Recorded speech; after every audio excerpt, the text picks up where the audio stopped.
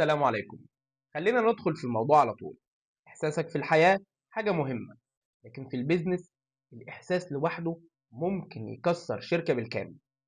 وخلينا نفرق بين إحساس مبني على خبرة وأرقام، وإحساس تاني مبني على خوف أو على حماس أو مجرد ترند شفناه.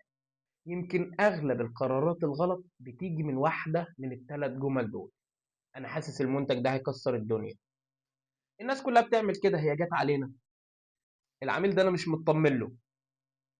المشكله ان احساسنا ساعات بيكذب علينا وساعات بيودينا لحته هي مش صح. خليني اقول لك كام فخ احساسك ممكن يوقعك فيه. اول فخ هو التعميم من التجربه الواحده. اتعاملت مع عميل وكان وحش، السوق زي الزفت. عملت اعلانات مع شركه تسويق وما جابش نتيجه، التسويق ده مجرد كلام والتسويق ده فلوس على الفاضي. تاني فخ إن صوت الخوف أعلى من صوت المنطق، فتلغي قرار صح علشان بس أنت مش مطمن.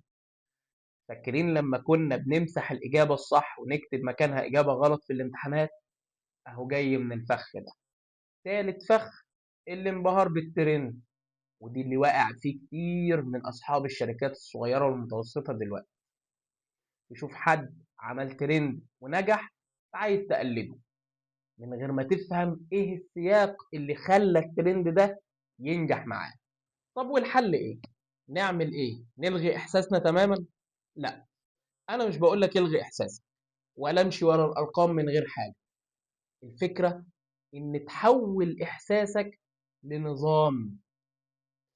وانا في الفيديو ده هقول لك على 3 حاجات تعملهم تنظم احساسك. اول حاجه، قبل اي قرار كبير لو جالك احساس معين اسال نفسك سؤالين: الإحساس بتاعي ده ليه دليل ولا مجرد إحساس؟ تاني حاجة تعملها، حلل إحساسك، حلل الأرقام، شوف الأرقام بتأكد الإحساس اللي أنت حاسه ولا لأ. وتاني حاجة، فرق بين الرأي والحقيقة. الرأي نتناقش فيه، لكن الحقيقة قتلت بحثا، خلاص بنسلم بيها. وتالت حاجة، سيب لإحساسك مساحته عادي، بس خلي القيادة تكون للأرقام والتحليلات. القائد الشاطر مش اللي يمشي ورا إحساسه بس، ولا اللي يمشي ورا الأرقام بس. القائد الحقيقي هو اللي بيوازن بين عقل بيفهم وقلب مطمئن.